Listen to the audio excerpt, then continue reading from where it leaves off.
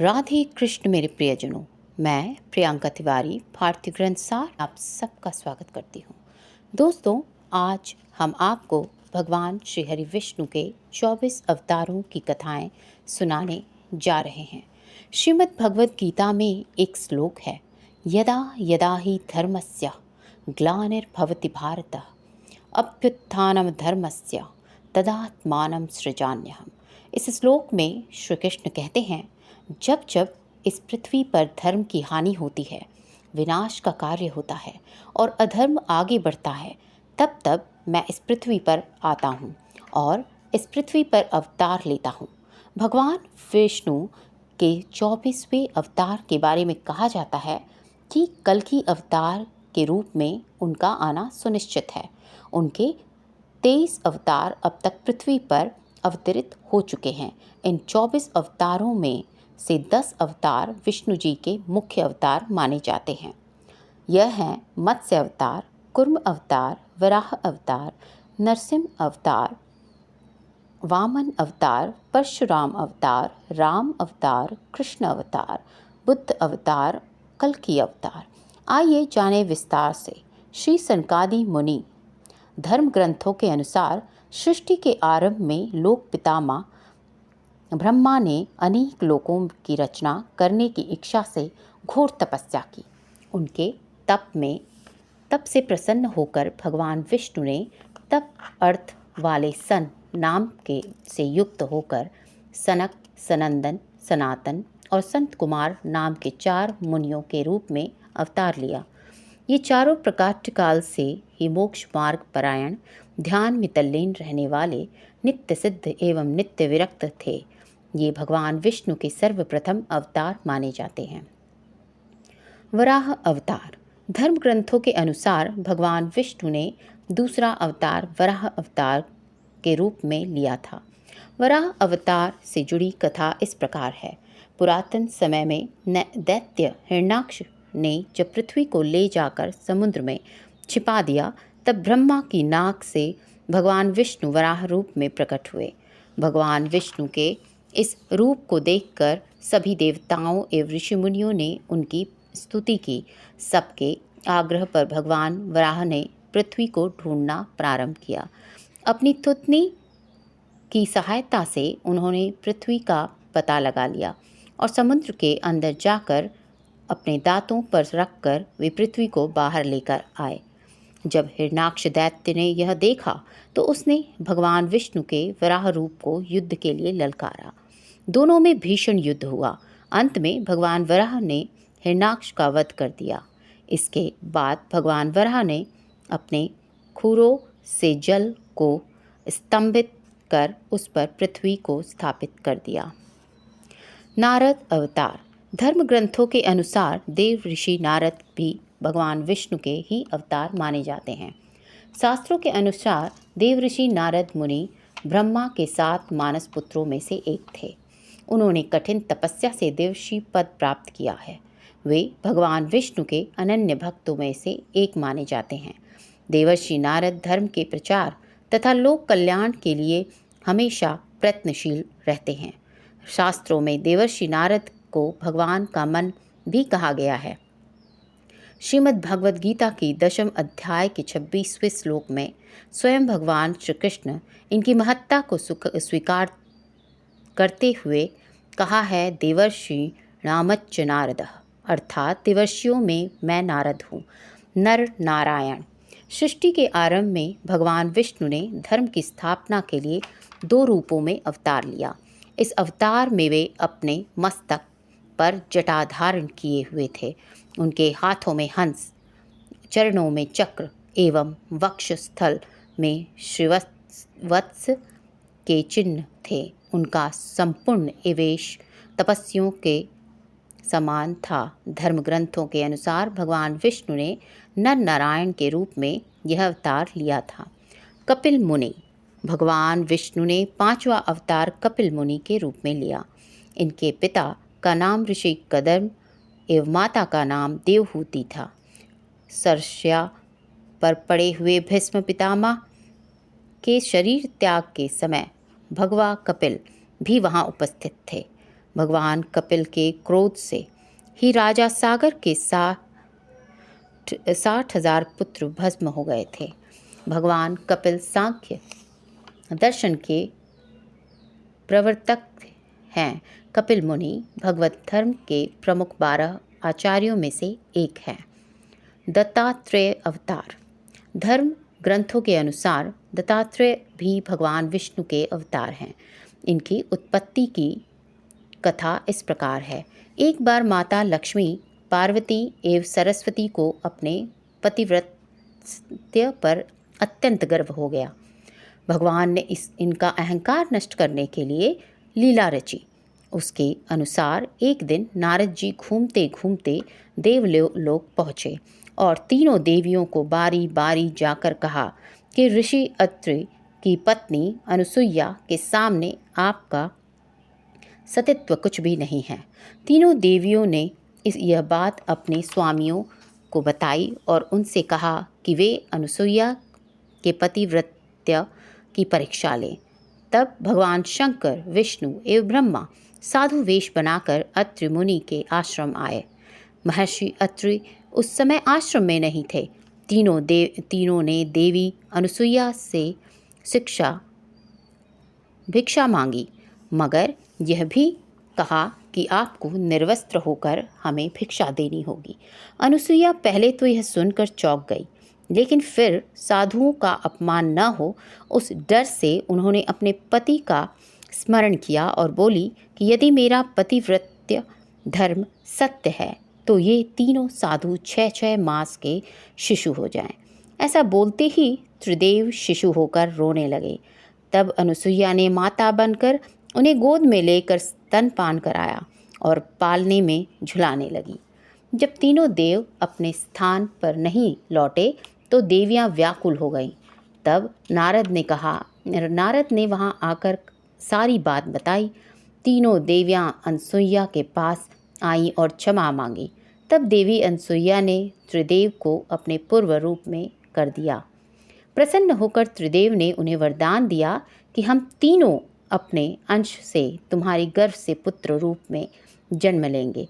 तब ब्रह्मा के अंश से चंद्रमा, शंकर के अंश से ध्रुवासा और विष्णु के अंश से दत्तात्रेय का जन्म हुआ।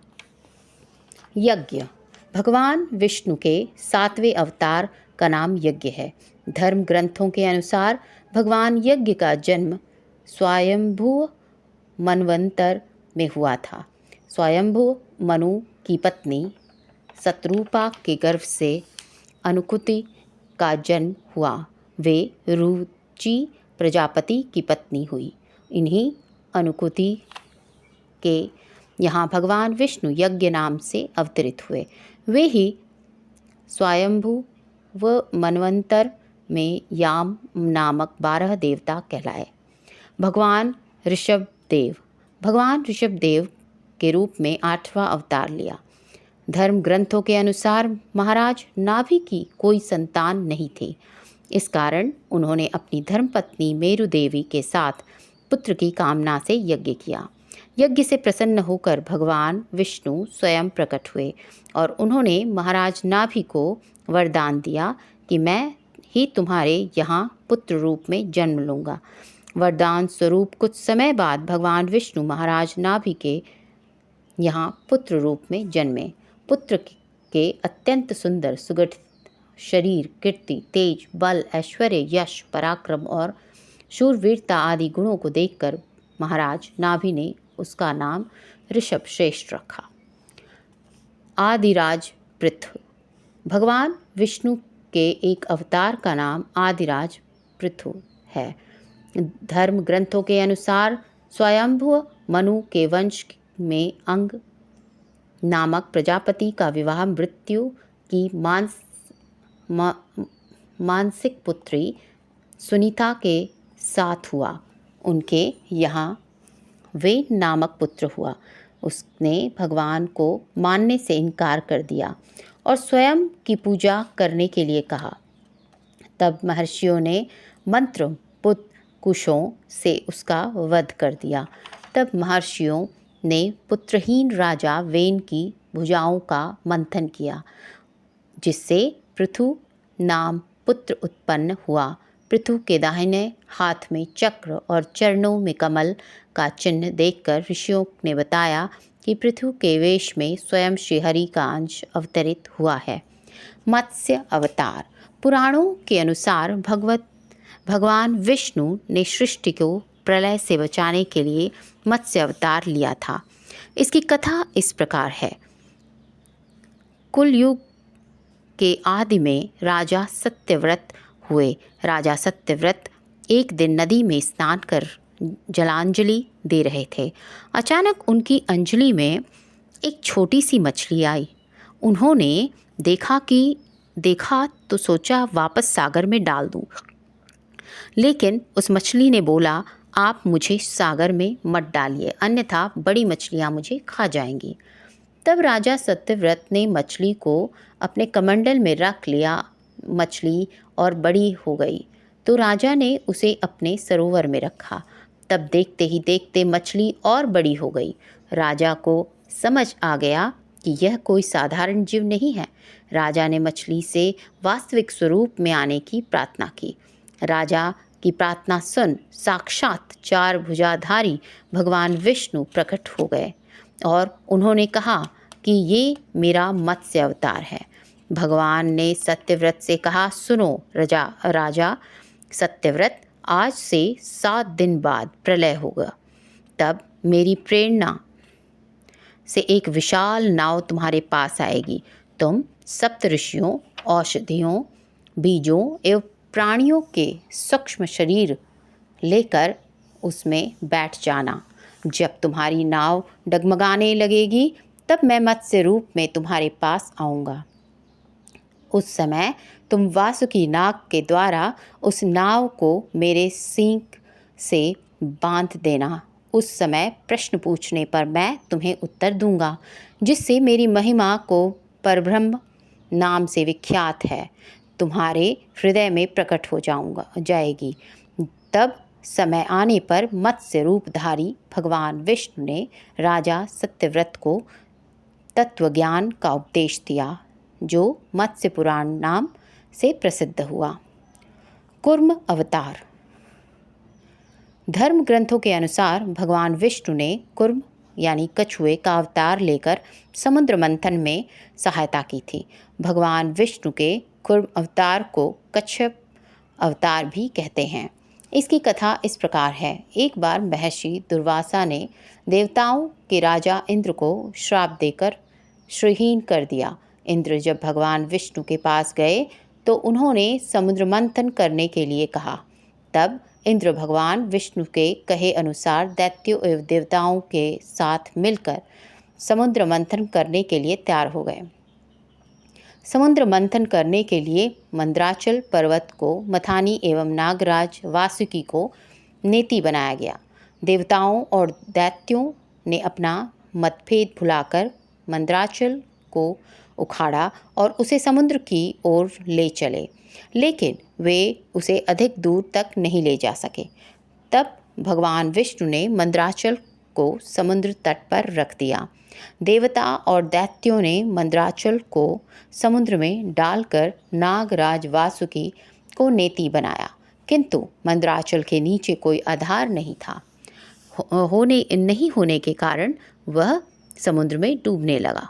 यह देखकर भगवान विष्णु विशाल कूर्म का कछुए का रूप धारण कर समुद्र में मंद्राचल के आधार बन गए। भगवान कूर्म की विशाल पीठ पर मंद्राचल तेजी से घूमने लगा और इस प्रकार समुद्र मंथन संपन्न हुआ।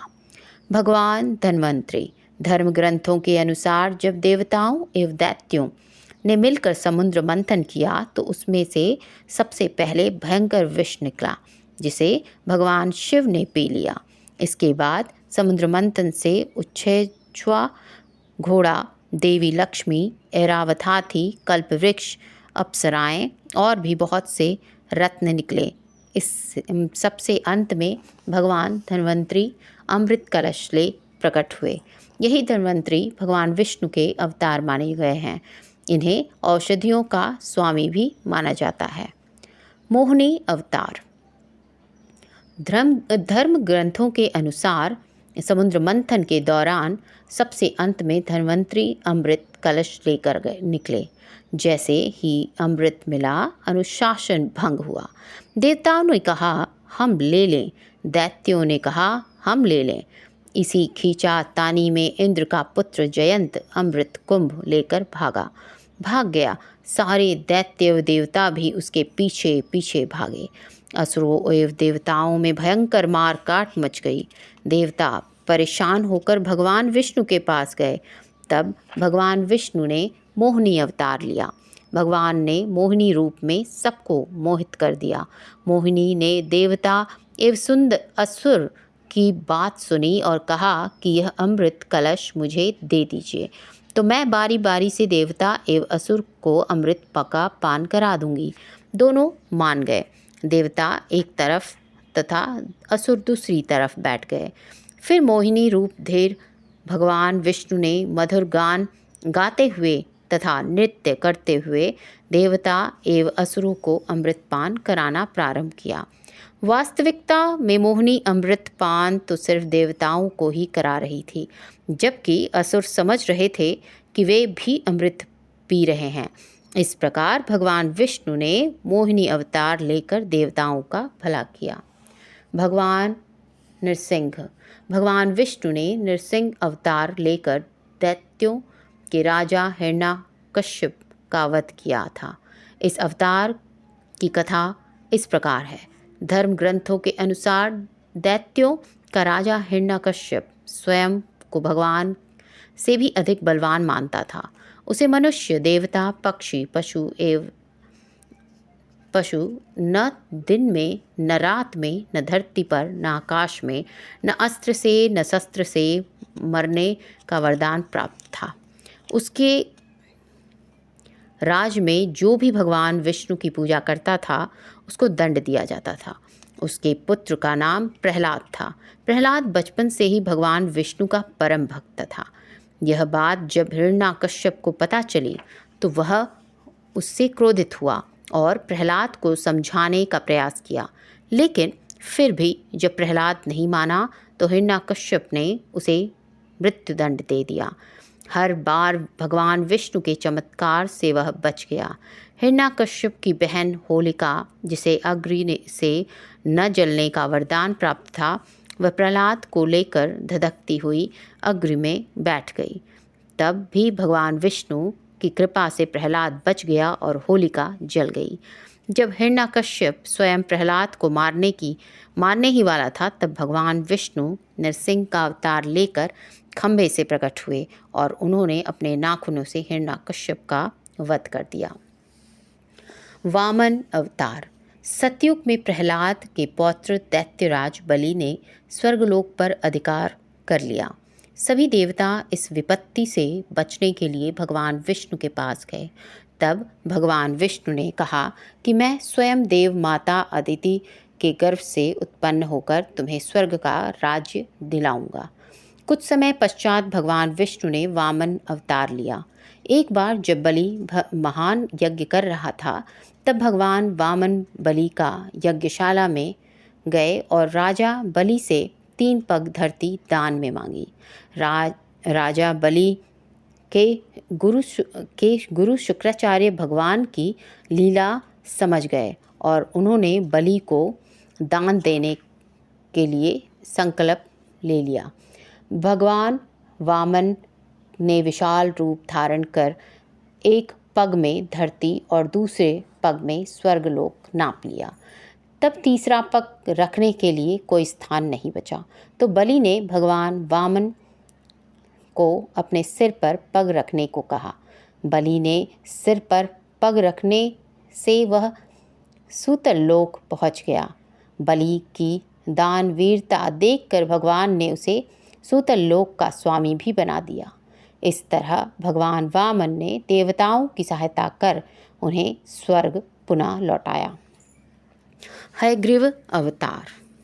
धर्म ग्रंथों के अनुसार एक बार मधु और कैटव नाम के 2 शक्तिशाली राक्षस ब्रह्मा जी के वेदों का हरण कर रसातल में पहुंच गए। वेदों का हरण हो जाने से ब्रह्मा जी बहुत दुखी हुए और भगवान विष्णु के पास पहुँचे। तब भगवान ने हयग्रीव अवतार लिया। इस अवतार में भगवान विष्णु की गर्दन और मुख घोड़े के समान था। तब भगवान हयग्रीव रसातल में पहुँचे और मधुकैटभ का वध कर वेद पुनः भगवान ब्रह्मा को दे दिए। श्री हरि अवतार।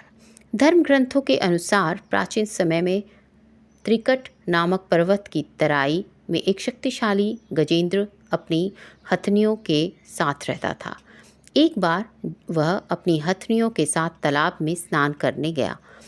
वहाँ एक मगरमच्छ ने अब उसका पैर पकड़ लिया और पानी के अंदर खींचने लगा। गजेंद्र और मगरमच्छ का संघर्ष 1000 साल तक चलता रहा। अंत में गजेंद्र शिथिल पड़ गया और उसने भगवान श्रीहरि का ध्यान किया। गजेंद्र की स्तुति सुनकर भगवान श्रीहरि प्रकट हुए और उन्होंने अपने चक्र से मगरमच्छ का वध कर दिया। भगवान श्रीहरि ने गजेंद्र का उद्धार कर उसे अपना पार्षद बना दिया। परशुराम अवतार। हिंदू धर्म ग्रंथ के अनुसार परशुराम भगवान विष्णु के प्रमुख अवतारों में से एक हैं। भगवान परशुराम के जन्म के संबंध में 2 कथाएं प्रचलित हैं। हरिवंश पुराण के अनुसार उन्हीं में से एक कथा इस प्रकार है। प्राचीन समय में महिष्मती नगरी पर शक्तिशाली हयवंशी क्षत्रिय कार्तवीर्य अर्जुन सहस्त्रबाहु का शासन था। वह बहुत अभिमानी था और अत्याचारी भी था। एक बार अग्निदेव ने उससे भोजन कराने का आग्रह किया। तब सहस्त्रबाहु ने घमंड में आकर कहा कि आप जहाँ से चाहें भोजन प्राप्त कर सकते हैं, सभी ओर मेरा ही राज है। तब अग्निदेव ने वनों को जलाना शुरू किया। एक वन में ऋषि आपव तपस्या कर रहे थे। अग्नि ने उनके आश्रम को भी जला डाला। इससे क्रोधित होकर ऋषि ने सहस्त्रबाहु को श्राप दिया कि भगवान विष्णु परशुराम रूप में जन्म लेंगे और न सिर्फ सहस्त्रबाहु का नहीं बल्कि समस्त क्षत्रियों का सर्वनाश करेंगे। इस प्रकार भगवान विष्णु ने भार्गव कुल में महर्षि जमदग्नि के 5वें पुत्र के रूप में जन्म लिया। महर्षि वेदव्यास। पुराणों में महर्षि वेदव्यास को भी भगवान विष्णु का ही अंश माना जाता है। भगवान व्यास नारायण के कलावतार थे। वे महाज्ञानी महर्षि पराशर के पुत्र रूप में प्रकट हुए थे।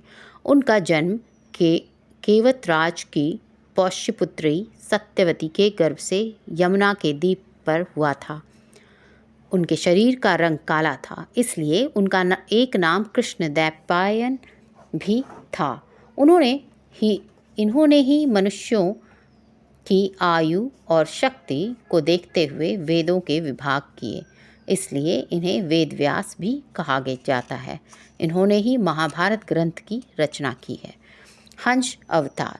एक बार भगवान ब्रह्मा अपनी सभा में बैठे थे। सभी वहाँ उनके मानस पुत्र सनकादि पहुँचे और भगवान ब्रह्मा से मनुष्यों के मोक्ष के संबंध में चर्चा करने लगे। तभी वहाँ भगवान विष्णु महाहंस के रूप में प्रकट हुए और उन्होंने सनकादि मुनियों के संदेह का निवारण किया। उसके बाद सभी ने भगवान हंस की पूजा की। इसके बाद महाहंस रूपधारी श्री भगवान अदृश्य होकर अपने पवित्र धाम चले गए। श्री राम अवतार। त्रेता युग में राक्षस राज रावण का बहुत आतंक था। उससे देवता भी डरते थे। उसके वध के लिए भगवान विष्णु ने राजा दशरथ के यहाँ माता कौशल्या के गर्भ से पुत्र रूप में जन्म लिया। इस अवतार में भगवान विष्णु ने अनेक राक्षसों का वध किया और मर्यादा का पालन करते हुए अपना जीवन यापन किया। पिता के कहने पर वनवास गए। वनवास भोगते समय राक्षस राज रावण उनकी पत्नी सीता का हरण कर ले गया। सीता की खोज में भगवान लंका पहुँचे। यहाँ वहाँ भगवान श्री राम और रावण का घोर युद्ध हुआ, जिसमें रावण मारा गया। इस प्रकार भगवान विष्णु के राम अवतार लेकर देवताओं को भयमुक्त किया। श्री कृष्ण अवतार। द्वापर युग में भगवान विष्णु ने श्री कृष्ण अवतार लेकर अधर्मियों का नाश किया। भगवान श्री कृष्ण का जन्म कारागार में हुआ था। इनके पिता का नाम वासुदेव और माता का नाम देवकी था। भगवान श्री कृष्ण ने इस अवतार में अनेक चमत्कार किए और दुष्टों का सर्वनाश किया। कंस का वध भी भगवान श्री कृष्ण ने ही किया। महाभारत के युद्ध में अर्जुन के सारथी बने और दुनिया को गीता का ज्ञान दिया। धर्मराज युधिष्ठिर को राजा बनाकर धर्म की स्थापना की। भगवान विष्णु का ये अवतार सभी अवतारों में सबसे सर्वश्रेष्ठ माना जाता है। बुद्ध अवतार। धर्म ग्रंथों के अनुसार बौद्ध धर्म के प्रवर्तक गौतम बुद्ध भी भगवान विष्णु के ही अवतार थे, परंतु पुराणों में वर्णित भगवान बुद्ध देव का जन्म गया में के समीप कीकट में हुआ बताया गया है और उनके पिता का नाम अजन बताया गया है। यह प्रसंग पुराण वर्णित बुद्धावतार का ही है। एक समय दैत्यों की शक्ति बहुत बढ़ गई थी। देवता भी उनके भय से भागने लगे थे।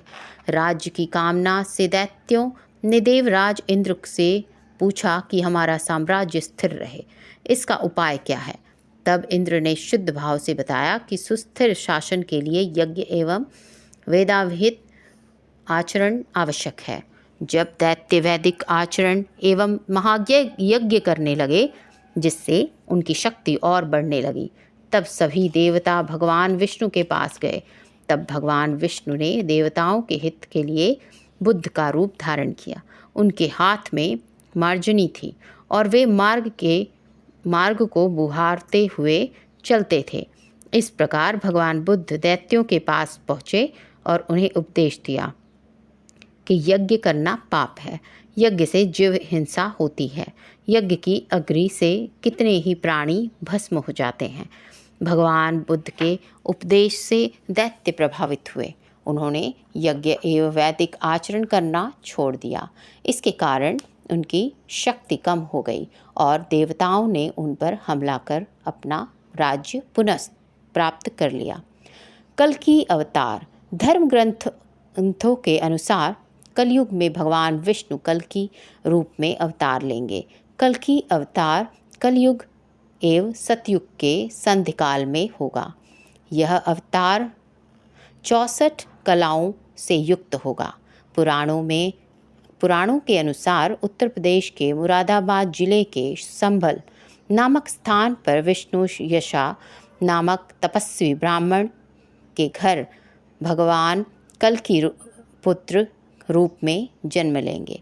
कल्कि देवदत्त नामक घोड़े पर सवार होकर संसार से पापियों का विनाश करेंगे और धर्म की पुनः स्थापना करेंगे। दोस्तों, आज की हमारी वीडियो आपको कैसी लगी, हमें कमेंट करके ज़रूर बताइएगा। अगर आपको हमारी वीडियो अच्छी लगी हो तो कमेंट बॉक्स में जय श्री राधे कृष्ण ज़रूर लिखें और हमारे चैनल भारतीय ग्रंथ सार को सब्सक्राइब ज़रूर करें। भगवान शिव जी आप सब पर सदैव अपनी कृपा बनाए रखें। वीडियो के अंत तक बने रहने के लिए आप सबका धन्यवाद। जय श्री राधे कृष्ण।